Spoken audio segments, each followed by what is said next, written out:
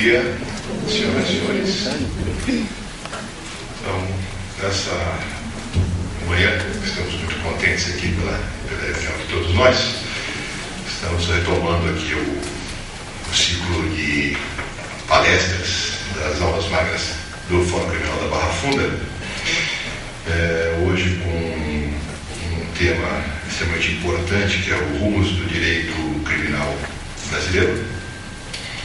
E com a honra que nós temos aqui, está recebendo hoje o professor Damásio Evangelista de Jesus, na verdade uma referência para todos nós, e para alguns de nós, além de uma referência, também uma referência carinhosa, conforme eu estava até lembrando o professor agora há pouco.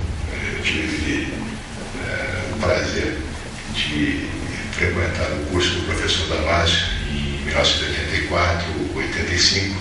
Tive aulas diretamente com o professor Damásio, um time de profissionais da área jurídica primoroso, que hoje desponta em vários setores da vida pública, da advocacia ou das carreiras jurídicas no Brasil. Um curso, uma etapa da minha vida que eu guardo com muito carinho, que eu era um estudante de Direito e que, por uma orientação de um amigo meu, que na época já falecido, inclusive, infelizmente, que era um juiz, faleceu precocemente, conversou com meu pai, que era médico, que não conhecia, portanto, a área jurídica, e foi o meu pai quem me inscreveu pela primeira vez no curso do senhor, que na verdade era a grande referência nos cursos preparatórios, ou seja, para quem pretendia prestar algum tipo de concurso público. E foi lá eu frequentei durante mais de ano o curso do professor Damásio. E esse curso foi, na verdade, fundamental para que eu conseguisse o meu preparo e para que eu depois conseguisse passar no concurso da magistratura. E hoje estou aqui e posso dizer que, em boa parte, graças ao trabalho do senhor. Por isso que eu menciono a questão, essa questão carinhosa. Além do curso, acho que todos nós, não deve haver pessoa nessa sala que não tenha utilizado alguma das obras do professor Damásio. Eu, inclusive, até hoje, aqui já estou na magistratura há 20 e poucos anos, mais um pouco, professor, infelizmente eu vou ter que deixar esse fórum, devo estar perto, talvez o ano que vem, perto da promoção para o Tribunal de Justiça, mas se o senhor for na minha sala agora, o senhor vai encontrar em cima da minha mesa livros do senhor, nas prateleiras próximas, livros do senhor, grifados, anotados. Então, por isso que eu acho que é uma felicidade para todos nós estarmos aqui hoje, podendo ouvir pessoalmente as suas considerações, além do seu preparo, toda a experiência que o senhor acumulou nesses anos todos de Ministério Público, nesses anos todos de doutrinador, de professor, e se dispôs a estar aqui conosco essa manhã, compartilhando essa experiência muitíssimo feliz. Esse fórum aqui, professor, é o maior fórum criminal do país, consta até que seja o maior fórum criminal do mundo. Pelo menos até comitivas de juízes chineses estiveram aqui e falaram isso. Não sei se é verdade, se é, se não é, mas de qualquer forma é um fórum extremamente importante, onde se produz um grande número de provimentos jurisdicionais. E nós temos também essa preocupação, não só da prestação jurisdicional, que é a nossa atividade fim, obviamente, mas também de procurar também, dentro da medida do possível, dentro da medida do tempo que nos permite, também possibilitar esse tipo de encontro como nós temos aqui hoje, que é um tipo de encontro em que há um interesse essencialmente acadêmico, essencialmente de aproveitamento de experiências, de engrandecimento intelectual, e é justamente nesse espírito que foram criadas as aulas magnas, originalmente no Fórum João Mendes, e mais recentemente tem vindo para cá por solicitação, orientação e estímulo do Tribunal de Justiça, da Corregedoria Geral de Justiça e também da Escola Paulista dos Magistrados. Nós temos nessa plateia servidores, nós temos alguns colegas, juízes. Este evento está sendo disponibilizado online, está sendo gravado também em vídeo, que está disponível, vai ficar disponível posteriormente no site da Escola Paulista da Magistratura, da Associação dos Magistrados, de modo que há uma repercussão desse encontro, né?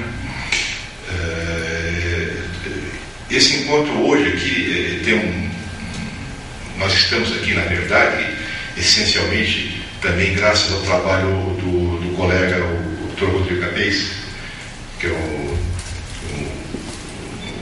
coordenador aqui da Escola da Magistratura na capital, em que pese não seja mais citado esse fórum, já é nosso amigo de tantos anos, frequentador desse complexo. Aliás, não é juiz desse fórum, espero que por não muito tempo. A sua presença aqui seria extremamente importante num complexo dessa magnitude. E o Dr. Rodrigo Capês, com a sua personalidade empreendedora, incansável, na verdade, tem feito esses convites, essas montagens, ou seja, um trabalho, além da sua atividade jurisdicional extremamente intensa, no trabalho da Escola da Magistratura, também tem despendido esse esforço que, na verdade, os beneficiários somos todos nós.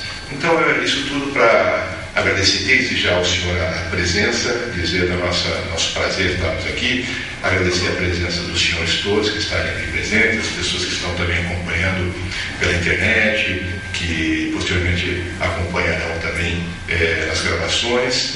E eu passo aí agora a palavra ao meu colega, o Rodrigo Capês, para as suas considerações também.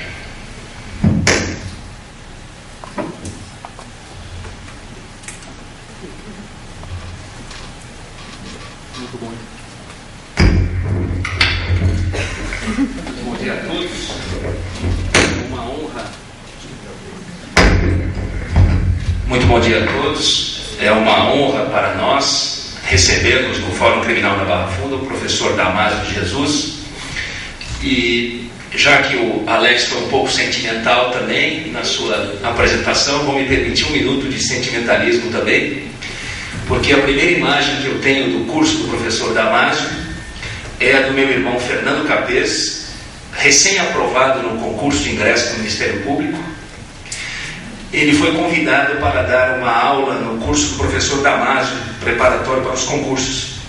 E era uma aula sobre delitos culposos de trânsito, algo assim.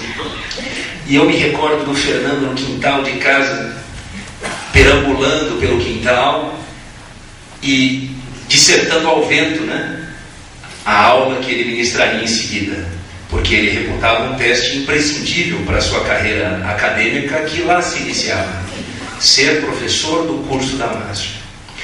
Assim como o Fernando Capês, tive a honra de ser aluno do professor Damásio e frequentar o seu curso, e a honra maior ainda subsequente de ser convidado para ser professor daquele curso.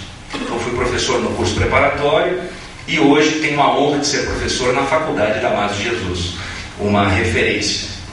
Como bem disse o Alex, centenas de juízes, promotores, defensores públicos, procuradores do Estado, advogados passaram pelos bancos do curso do professor Damásio. E muitos tiveram também a honra de ser seu aluno, serem seus alunos. Então, o professor Damásio é uma personalidade que dispensa apresentações.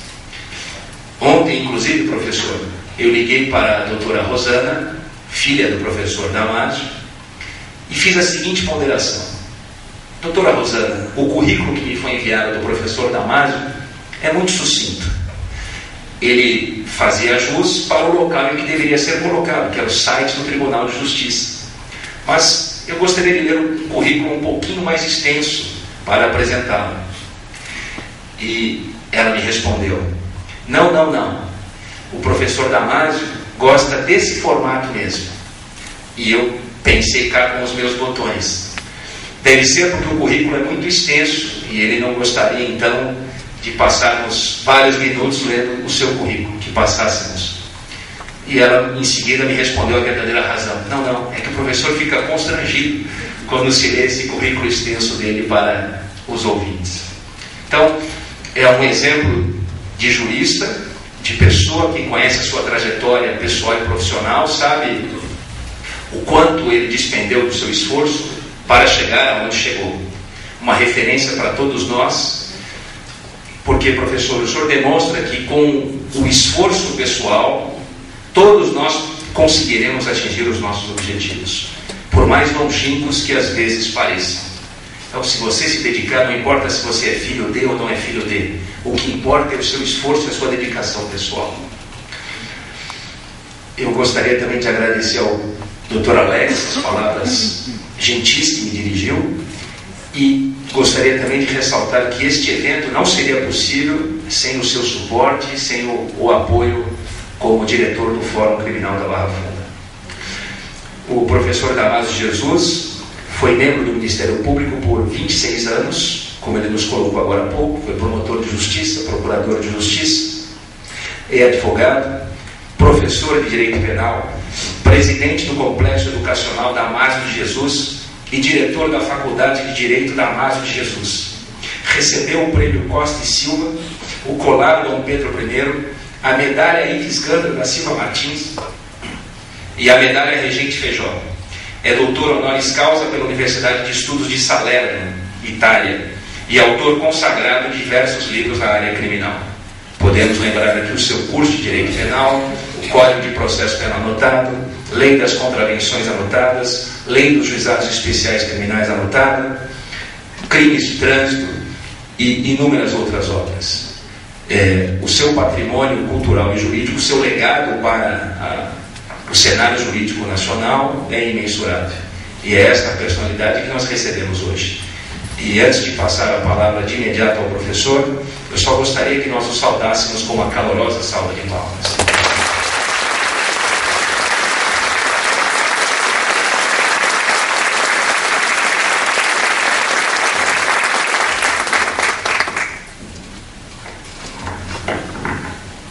Quero saudar o Dr. Alex Tadeu, diretor do Complexo Judiciário, ministro Mário Guimarães, a quem devolvo um agradecimento pelas palavras proferidas em relação a mim. E ao professor Rodrigo Cabeça, que é o coordenador desse evento, que se denomina Aula Magna Barra Funda. Transformou-se o início desse evento num momento, eu diria, não profissional, mas até familiar.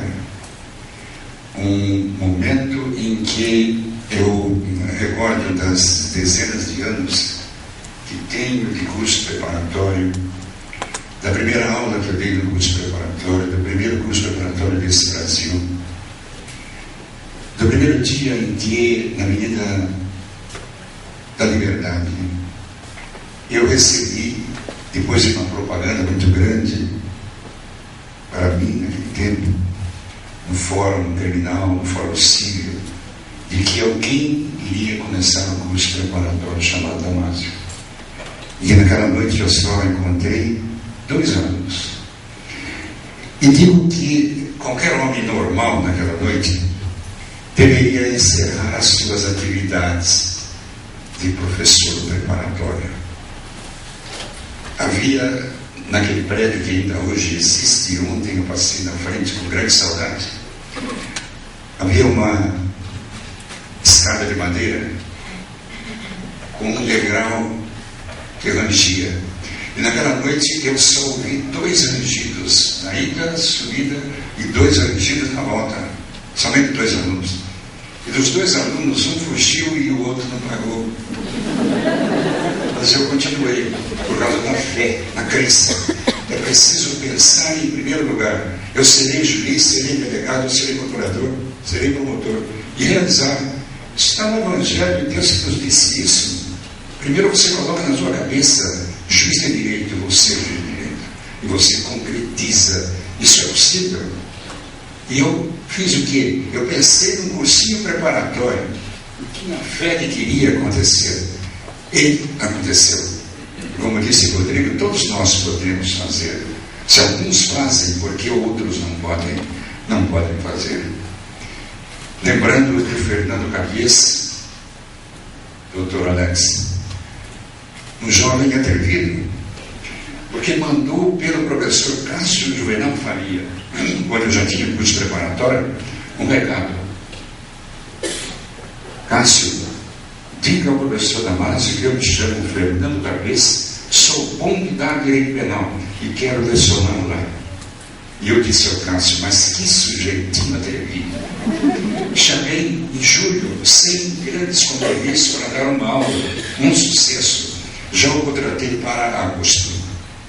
Ficou nosso professor efetivo. E tempos depois ele veio me contar um segredo. Professor, eu vou contar uma coisa só para o senhor. Eu tenho um irmão que se chama Rodrigo Cabeça. E o segredo é o seguinte, professor, ele é melhor do que eu. Mas não conte para ninguém. E é possível que nem o Rodrigo saiba disso. E o Rodrigo é hoje professor do complexo jurídico. A vida é muito longa e quando começam a ler o meu currículo, realmente eu fico constrangido. Não gosto. Eu quero que digam 3 ou 4 qualidades só. Professor de direito penal. Entrevista na televisão, como é que o senhor quer ser apresentado? Professor de direito penal. Outros já apresentam um currículo, não é? Desse tamanho, em qualquer artigo que escrevam. Não, eu sou eu mesmo. É quando leio um currículo e a Fernanda, que me acompanha, está atualizando o meu currículo e me disse que o meu currículo vai ter mais de 100 páginas. Isso é um absurdo. Será que eu vivi tanto tempo assim para fazer tanta coisa? Então, meia dúzia de informações são suficientes. Não me sinto bem quando fico 5, 6 minutos dizendo alguma coisa que é muito grande diante do pequeno que eu sinto. É isso que acontece. Agradeço a presença dos senhores juízes que estão aqui, dos promotores que estão aqui e dos funcionários que já me contaram, isso não é segredo, são de alto nível de conhecimento jurídico. Obrigado por se encontrar quase cheio ou quase cheia a sala plenária. Anos e anos de direito penal. E também não gosto que me digam datas, sabe por quê? Em Brasília, fazendo uma conferência, eu me referi. Quando, em 1900 e tanto, eu fui promotor de justiça em Chaves Paulista, no interior de São Paulo, e contei um fato. Depois de terminada a palestra, uma professora me chama e diz assim, professor, diga simplesmente quando eu fui promotor de justiça em determinado local, mas não diga o nome, o número do ano, não diga o ano, porque senão nós ficamos fazendo as contas, ficamos contando quantos anos o senhor tem. Então, uma referência muito amistosa do Dr. Alex, no sentido de que foi nos idos de 1984, por aí, meu aluno, já permite, quando ele se refere que já tem 20 anos de magistratura, quantos anos esse professor tem? Então, Peter Martin e Schumann são 2 americanos, escreveram um livro que eu recomendo a todos, Armadilha da Globalização, editora Record, Rio de Janeiro, em que eles dizem que a tecnologia moderna e a economia estão destruindo a legislação dos países. E é uma realidade. A tecnologia hoje é extraordinária e tem muito a ver com a criminalidade e com o direito penal. Dom João VI, quando veio para o Brasil, ele levou 2 meses e menos 3 dias. Se ele chegasse aqui e voltasse, quase 4 meses, Portugal, Brasil, Brasil, Portugal. Nós temos de direito penal, e todos vocês sabem, a injúria recíproca, a retorção de injúrias, em que alguém diz, você é um cafajeste a você. A doutrina e o código dizem que aí há 2 crimes, 2 sujeitos passivos e 2 ativos. Imagine-se naquela época de Dom João, uma carta postada em Portugal chamando o brasileiro de vagabundo. E no mesmo instante, o mesmo navio voltasse. Vagabundo é você. 4 meses para o primeiro ato executório até o último momento consumativo. Quase o prazo da decadência, etc. Hoje não. Hoje eu trabalho já com 2 computadores e não dá para trabalhar com mais, porque tem que ficar na mesa, algum lugar para pôr o livro. Eu faço um texto no computador e o outro eu uso para e-mails. E às vezes eu mando um e-mail, send, aperto a tecla send, mande. Eu vou trabalhar no outro. E com o olho periférico, que é só das mulheres, e a gente ganhou um pouquinho, eu olho de lado e vejo, chegou alguma coisa. É alguma coisa que eu mandei, já chegou. Para o complexo, às vezes eu mando uma mensagem e antes de 1 minuto vem a resposta. E naquela época de Dom João levaria quase 2 meses para ir e para voltar. Isso tem alguma coisa a ver com o direito penal? Claro que tem. Porque hoje a tecnologia é tão extraordinária, tão fantástica, que a bandidagem não tem limites. E nós, os juízes, promotores, delegados, a justiça criminal, temos limites. E ficamos, às vezes, amarrados pela própria legislação. A legislação se mata, é suicídio. Porque não tem crimes contra a vida no trânsito, por ébrios. E o que diz a Constituição? Ninguém está obrigado a soprar o bafômetro, não é verdade? É inacreditável que o sujeito dirija sob efeito de embriaguez e nós não podemos provar. A própria legislação está travancando. Então é preciso que alguém pense, se atualize. Não é possível que continuem os crimes e o cidadão totalmente égua não se submeta ao bafômetro e nem dosagem do sangue. Porque há princípios constitucionais que impedem. E há jurisprudência, inclusive do Supremo, do Superior Tribunal de Justiça, dizendo não, o cidadão está certo, não está obrigado. A questão do trânsito julgado, da sentença condenatória, enquanto a sentença condenatória não transita em julgado. Então vejam bem o que tem acontecido nesse país em função desse princípio constitucional. E a questão da tecnologia? Olha, hoje eu vi de manhã uma reportagem a respeito de alguém que estava num apartamento criando, plantando ou cultivando maconha, com princípios vindos do exterior, pela moderna tecnologia. Então, o João levou 4 meses, se fosse o caso, para ir e voltar. Hoje nós fazemos de Paris a Nova York, já fizeram em 3 horas.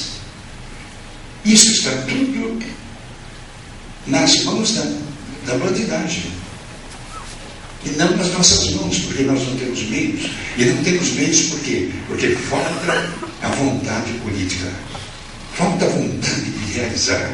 Eu, quando tenho alguma coisa, e o Rodrigo sabe muito bem disso, no complexo, alguma questão, eu fico em cima da questão até ser resolvida. Essa vontade profissional, eu quero que se resolva. Enquanto não resolver, não sucede. E aqui no Brasil não se resolvem as coisas. Eu já fiz parte de 2 comissões de reforma do Código Penal para especial. E acabou. Em 1980, fizemos em Brasília uma comissão que trabalhou durante vários meses a respeito da criminalidade, como reduzir a criminalidade.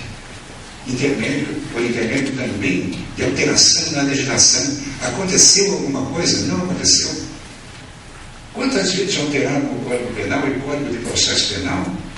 Podem alterar o Código Penal e o Processo Penal 1 milhão de vezes. Não vai adiantar nada se não houver vontade política, vergonha, vontade de realmente resolver as coisas. Precisamos de mais, de juízes, promotores. Não é possível que a magistratura brasileira continue da forma como está. São centenas de processos para cada juiz, dia e noite. Os plantões. E se diz, não, está tudo bem, estamos andando na direção certa. Não estamos andando na direção certa nenhuma. E a culpa é de quem? A culpa é da politicagem. A culpa é dos políticos.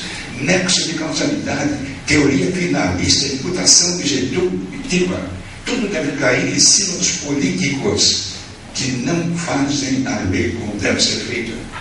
Qual é a função do Congresso Nacional? Duas. É o orçamento e elaborar leis.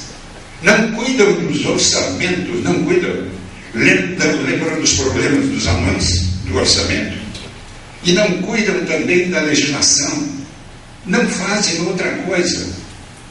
Viram ontem a notícia de que 100 e tantos projetos foram na Constituição de Comissão de Justiça aprovados por 2 líderes. Ninguém leu nada e aprovaram. Para que existe essa comissão de Constituição e Justiça? Se fazem toda hora leis inconstitucionais.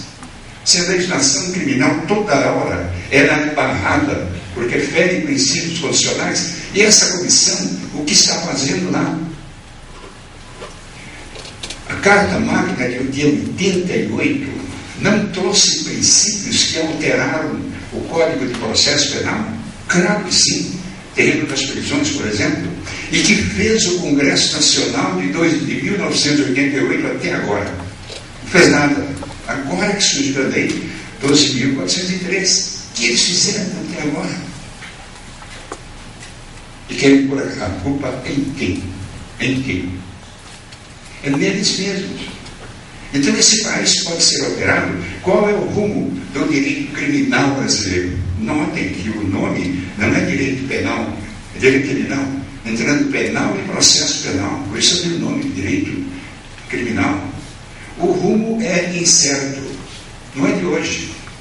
Em 1995, Ierzek, meu grande amigo Ierzek, que me disse um dia, Damásio, o meu manual de direito penal faz 5 anos, 5 edições que eu não mexo uma vírgula. Uma vírgula. Porque é um direito penal fechado, harmônico, tranquilo. Existe direito penal tranquilo? Palavra incorreta. E nós aqui temos direito penal harmônico? Não, cada um faz o que quer, tem um projeto que quer. Eu tenho uma edição do meu Código Penal anotado que não existe. Eu devo ser o único autor no mundo que não tem uma edição do meu Código Penal anotado. Não tem a 17ª edição. Por quê? Por causa da alteração pontual. Em vez de alterar o código harmonicamente, eles alteram um ponto aqui, um ponto lá. Mas sem verificar que a alteração do ponto aqui vai alterar algo lá longe. Então fica uma salada, uma coxa de detalhes. Saraiva editou a 17ª edição, prontinha para ser distribuída no Brasil inteiro. Quando entrou, de repente, uma lei.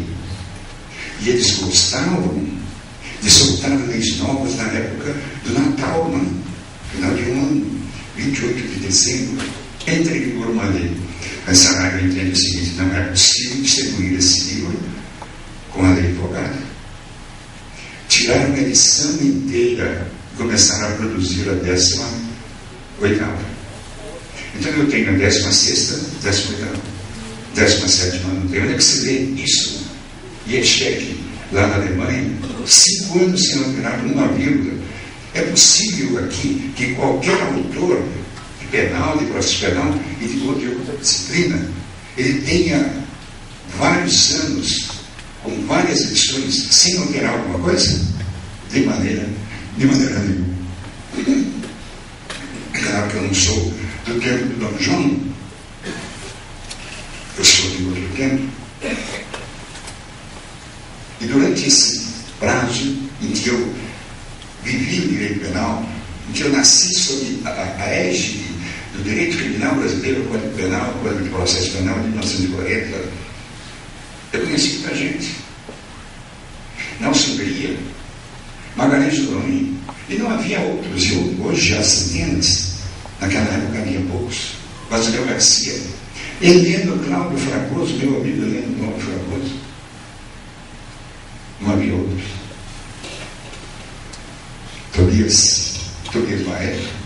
Não conheci Tobias Barreto, mas se eu influenciei alguém a escrever penal, a ser alguém na vida, Tobias Barreto me influenciou. Ele me lembra de uma história a respeito de Tobias Barreto. Na Bahia, antigamente, Pernambuco, no norte e nordeste, havia as charangas. Charangas eram pequenas orquestras, conjuntos. E hoje eu só conheço uma charanga, a do Flamengo. E fica aborrecendo a gente os 90 minutos do jogo. E as charangas costumavam visitar as autoridades nos dias festivos. E foram visitar um juiz de direito que era muito querido em Pernambuco, no Recife. E o dono da charanga, toda a charanga tinha um dono. A charanga do Flamengo ainda tem o dono. Time de futebol no interior também tem o seu dono, que na chuteira dá a bola. Começou a apresentar ao juiz de direito os membros da charanga. Este toca sanfona, este toca violão. E havia num canto um rapaz muito mal vestido, com um terninho de casimira e com uma flauta na mão. E o dono da charanga disse: Senhor, este é o nosso poeta. E o juiz se aproximou daquele menino humilde, com aquela flautinha na mão, e perguntou: Ah, rapaz, você é poeta, né? Então mostra para nós. Pegou uma folha de papel e uma caneta e disse: Mostra para você, se você é realmente poeta. E o menino pensou um pouco e começou a rabiscar. Entregou para o juiz. O juiz abriu, leu, falou: Rapaz, e não é que você é bom mesmo? Ah, sabe o nome desse rapazinho de Casimira? Tobias Barreto. Quem é que conheceu? Eu não conheci, não é do meu tempo, mas foi um dos maiores penalistas e processualistas penais e poeta e tradutor e homem fantástico das leis desse país, que mereceu de Zaffaroni uma parte do livro de Zaffaroni sobre ele, que mereceu de José Frederico Marques comentários na vida de sua obra. Tempos depois, o juiz já estava no Recife, quando ficou sabendo que havia na capital um tal Tobias Barreto, que era tradutor de obra alemã, e tinha ido à Europa fazer conferência em alemão. E o juiz pensou: será que esse Tobias Barreto não é aquele menininho da flauta lá da minha casa, quando eu era lá juiz interior? Investigou e viu, era o mesmo Tobias Barreto. E consta que Tobias Barreto, até o final da vida dele, sempre foi o Tobias Barreto. Tobias Barreto.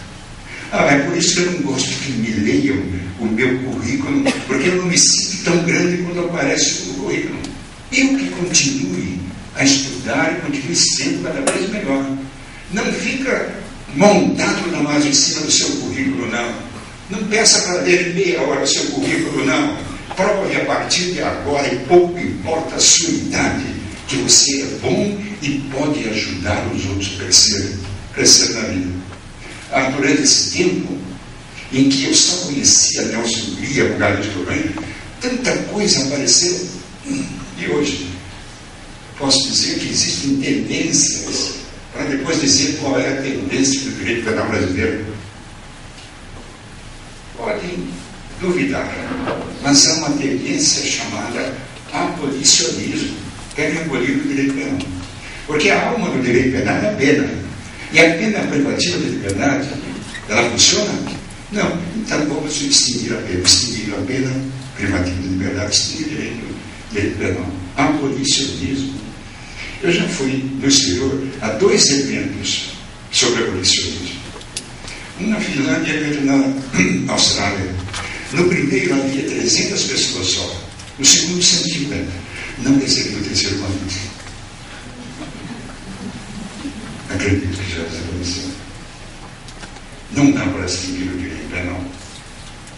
direito penal, o mundo já está desse jeito, esse direito penal.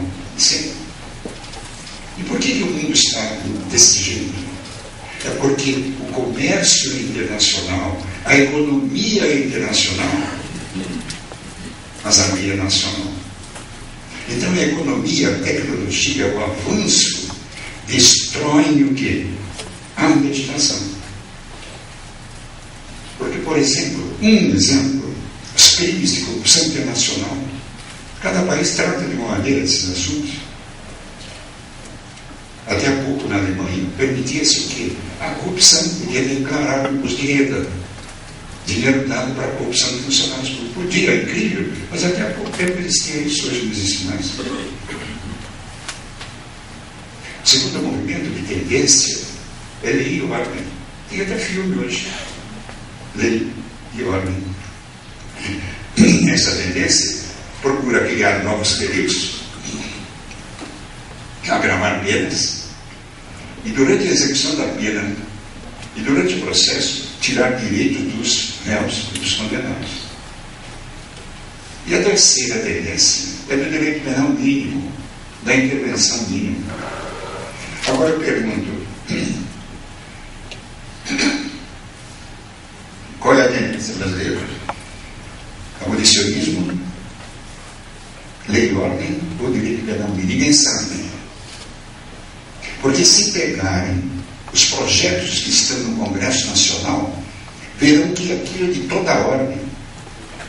Uns projetos aumentam a pena, criam crimes novos, definem infrações que não existem.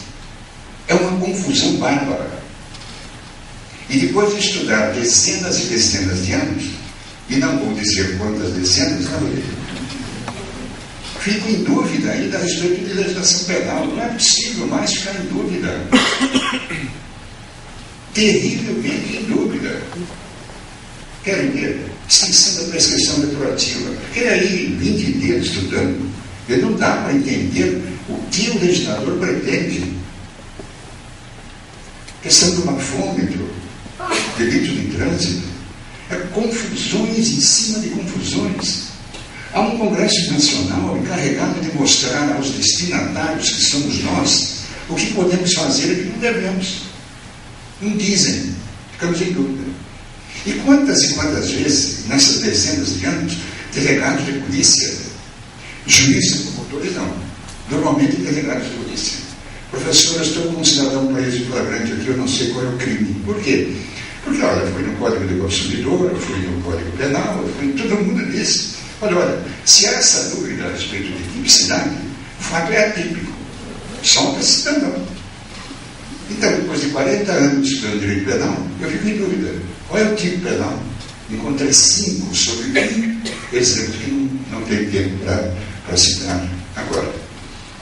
Então, se perguntarem qual é a tendência brasileira, não é abolicionismo, mas há projetos e há leis nos dois sentidos últimos. Então, a lei dos crimes hediondos aumenta a pena, novos tipos penais, é só lei de oficial encontra projetos, penas alternativas, juizados especiais. Nós temos leis para todas as tendências penais, que não ocorrem em todos os países. E sistemas de justiça penal. Um sistema retributivo do Código Penal de 40. É retribuir o mal com o mal. E o mal é o quê? É pena, que deve ser um castigo. Há o outro, que é o restabelecedor, o restaurador, o réu. É um sistema que beneficia o réu no sentido de prevenção geral e especial, ressocializar o condenado e dar um exemplo aos outros para que não cometam crimes também. Então, o primeiro é o retributivo, o segundo é o restaurador, para restaurar socialmente o réu. E o terceiro é o reparador. O reparador é em relação à vítima. Qual é o sistema? O Código Penal diz lá no artigo 59 que é retributivo preventivo. É também no sentido de restaurar socialmente o condenado. Mas isso funciona? Não funciona.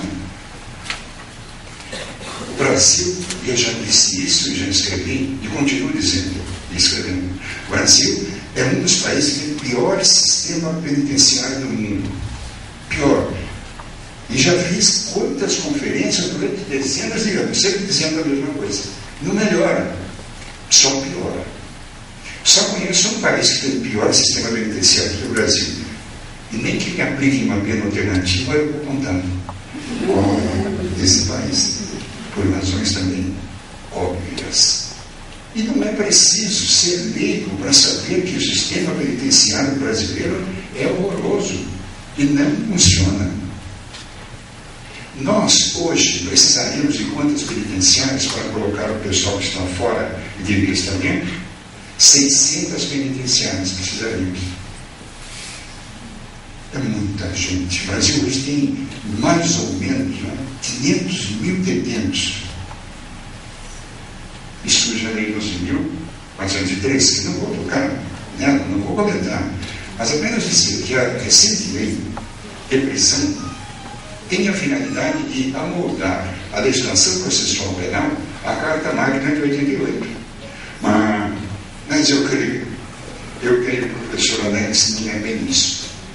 Porque o Brasil teve, desde 88 até agora, para amoldar a legislação criminal, processual penal, a Carta de 88 não fez.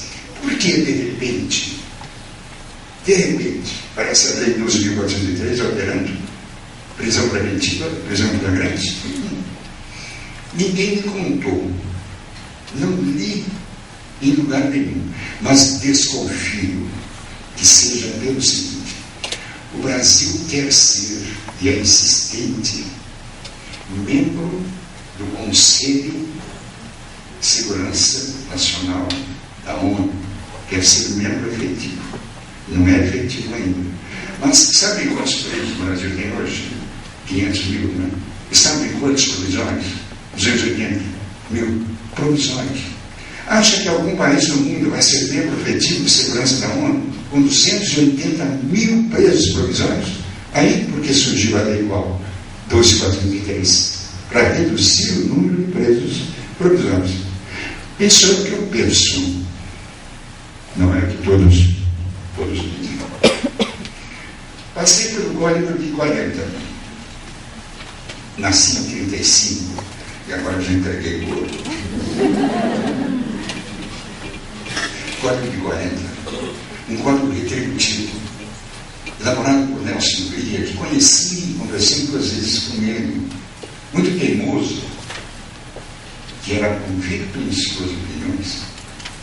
Um código penal do nexo de causalidade, do resultado, porque naquele tempo só tinha crime de homicídio. No norte havia o quê? Quadrilhas de bandoleiros, né? O 78 antigo do Código Penal presumia periculosidade quando o sujeito fosse membro de quadrilha de bandoleiros. Já perceberam que nós estamos voltando às quadrilhas de bandoleiros? Norte e Nordeste, de vez em quando, os bandidos, eles fecham na cidade que assaltam um banco. Lembrando o faroeste, não é? Americano, estamos voltando. O mundo vai e o mundo volta. É uma gangorra. E o direito penal, ele nem vai e nem volta. Ele só afunda. O Código Penal de 1940, em que havia 2 grandes damas, as 2 grandes damas do direito penal brasileiro: a pena e a medida de segurança. A pena com fundamento na culpabilidade em cima do livre-arbítrio, e a medida de segurança levando a medida e a periculosidade, levando a medida de segurança, determinismo. Aparece depois o Código Penal de 69. Código Penal de 69. Eu fiz para a editora Saraiva 2 volumes alentados, já prontinhos para distribuição. Comentários ao Código Penal de 69, Damásio de Jesus, muito anterior. O decreto-lei 1004 foi revogado. A partir de então, eu nunca mais tenho importância a projeto. Enquanto não entra em vigor, Damásio, não entra nessa. Código de 69, depois surgiu a reforma de 77, Armida Bergamini Mioto, minha amiga, procuradora de Justiça em Goiás, que elaborou uma reforma na parte geral, que era mais uma lei de execução penal, em que os réus, durante a execução da pena, os condenados, eram chamados de contemplados. Os contemplados. E naquela época eu fazia brincadeira. Muitos são escolhidos e poucos serão contemplados com os benefícios, etc. 77. Depois surge a reforma de 84. Francisco de Assis Toledo. Com fundamento no quê? No finalismo, em que o Damasio tinha já ingressado no terreno do finalismo. E quando elaboraram o Código Penal, a parte geral reformada, alguém disse: não tem nada de finalismo. O Código de 84, reformado, ele adotou todos os princípios do finalismo. E alguns autores dizem: não, isso não é finalismo. O Código adotou simplesmente os princípios que a legislação mundial está adotando, mas não é finalista. Isso me lembrava uma pergunta que meu avô fazia, meu apelido de moleque era Zinho. Ô Zinho, o que é uma coisa que tem bico e não é pato? Tem patas e não é pato. E tem isso e não é pato. Depois ele dizia assim: é pata. Quer dizer, o Código de 84 tinha tudo do finalismo, mas ele dizia: não é finalista. Claro que era finalista. E surgiram outras leis, que não vou me habilitar de citar todas essas normas, mas posso falar o seguinte: que nós tivemos no Brasil um direito penal clássico, que é o direito penal de Nelson Bria, em que nós discutíamos no Brasil e no exterior se o dolo era elemento do tipo ou elemento da culpabilidade. Ora, vejam bem, diante da criminalidade de massa de hoje, da nacional e da internacional, discutir se o dolo integra o tipo ou a culpabilidade é brincadeira. Nós temos é que formular tipos sociais para reduzir a criminalidade, e não ficando escrevendo teses sobre culpabilidade, etc. Posso dizer também aos senhores que posteriormente ao direito penal clássico veio o finalismo, o Euser, e atualmente faz imputação objetiva.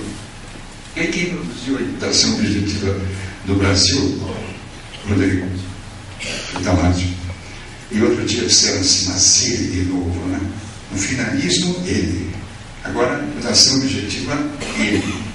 Olha, a Europa adota a imputação objetiva. Um professor de Porto Alegre, Bittencourt, quando Iápolis esteve no Brasil, perguntou a ele: professor Iápolis, a imputação objetiva é adotada na Europa em que porcentagem? Ele: 100%. A imputação objetiva é adotada na Alemanha, na Espanha, na Itália não. Na Suíça, aqui é adotada em alguns países, Uruguai, Argentina. No Brasil não pegou, no Brasil não. A não ser o Tribunal de Justiça de Minas Gerais, que adotou a imputação objetiva.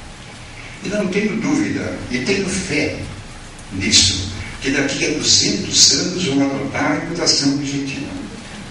E aí vão dizer: quem a introduziu no Brasil foi o professor Damasio. Eu fico à disposição dos senhores dizendo o seguinte, e finalizando, que é preciso que esse país tenha consciência total de que nós estamos nesse estágio, inclusive de legislação criminal péssima, por causa da politicagem. Temos que resolver isso. Nós temos que pensar na educação. O começo de tudo é a educação. Antes de pensar em reformar códigos, em institutos sociais, em ONGs, nós precisamos pensar na educação. Porque não é possível que professora primária em alguns estados do Brasil continue ganhando R$1 por dia. Eu me lembro que num dos países, Nova Zelândia, encontrei um casal japonês. e perguntei a ele qual é a sua profissão. Ele fotografou. E a senhora? Eu sou professora primária. Mas ela disse, eu sou professora primária, como se ela estivesse dizendo, eu sou no Japão a rainha da Inglaterra. Notaram a importância dessa convicção, a consciência desse dever. Todos nós temos que respeitar o professor. Nós não respeitamos o professor. E o professor principal não sou eu. O professor principal é aquele que ensina as primeiras letras. Esse que faz o país. Educando-se, nós vamos sim reduzir a criminalidade. Mas da maneira que nós estamos, o destino é muito trágico. A não ser que nós mudemos tudo, inclusive a politicagem. Muito obrigado.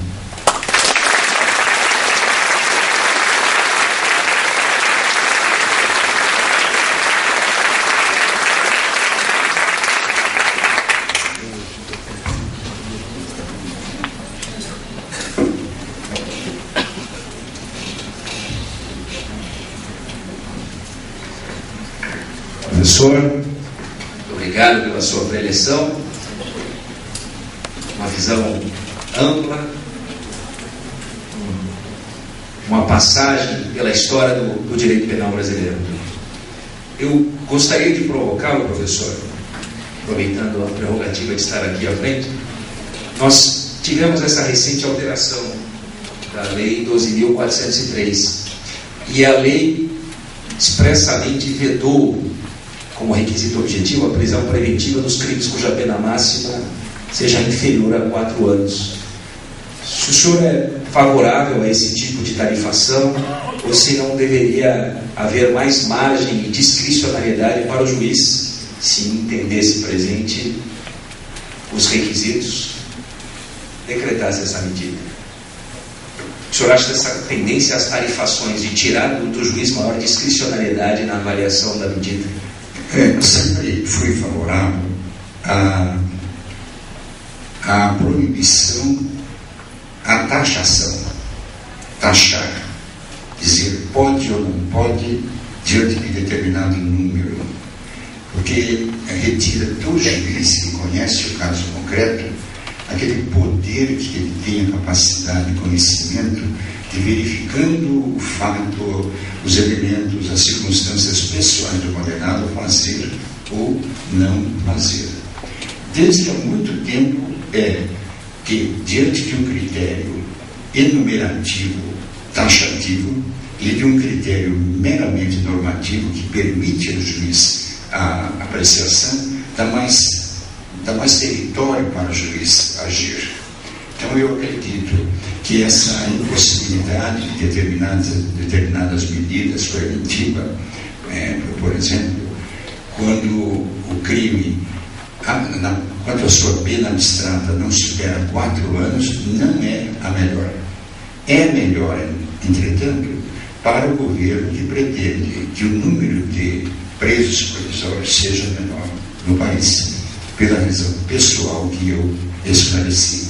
Então, se responder a sua pergunta, eu gostaria que o juiz tivesse maior discricionalidade de fazer isso ou fazer aquilo, e não o que a lei determina, que é a taxatividade.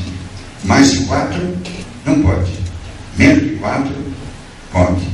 Eu gostaria que não fosse assim.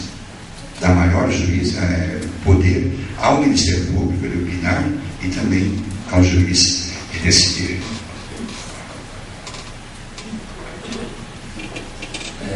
Vai ser facultada a palavra a quem desejar fazer uma pergunta ao professor. E eu só gostaria já de, na sequência, professor, aproveitar o ensejo para mais um questionamento ao senhor. Sempre se entendeu, e até nas suas edições mais antigas do Código de Processo Penal anotado, o senhor fazia referência a isso, né? Que o trânsito em julgado para fins de execução de pena ocorria com o exaurimento dos recursos ordinários, né? Até porque os recursos extraordinários especial não têm efeito suspensivo, então já se podia executar a pena. E essa era a posição do Supremo Tribunal Federal. O Supremo Tribunal Federal sempre autorizou a execução da pena na pendência de recurso especial extraordinário. E agora, mais recentemente, o Supremo Tribunal mudou essa posição, dizendo que isso ofenderia o princípio da presunção de inocência. Diante dessa posição do Supremo, já inspirando-se no princípio constitucional, o senhor acha que qualquer alteração legislativa que viesse a ser feita esbarraria nessa interpretação? Ou seja, é uma situação insuperável? Essa interpretação agora é insuperável? Não, o Código de Processo Penal, de sua versão original, sempre foi muito autoritário. Exemplo, ele só permitia, em determinados casos, a apelação do réu quando se recolhesse à prisão, permitia que a imposição da pena fosse executada mesmo antes do trânsito julgado da sentença condenatória. Quanto a isso, eu sou favorável a que, enquanto houver um recurso, a pena não pode ser executada, porque há a possibilidade de que, posteriormente ao início da execução da pena, o cidadão, por alguma razão, venha a ser favorecido por uma absolvição, se for o caso, ou por uma anulação do processo. Então, não sou muito fechado em relação a isso. Pouco importa o número de recursos, se há 3 ou 4 ou 10, independentemente disso, eu entendo também que o número é muito grande. Mas, diante de uma legislação que possui determinados recursos, enquanto o governo, seja ordinário ou extraordinário, pode ser executada a pena. Por quê? Porque nós não podemos permitir que uma medida tão drástica como a privação da liberdade, que é a pena de maior gravidade no Brasil, seja executada, efetivamente aplicada, enquanto ainda cabe um recurso, seja sob aspecto formal ou seja sob aspecto material.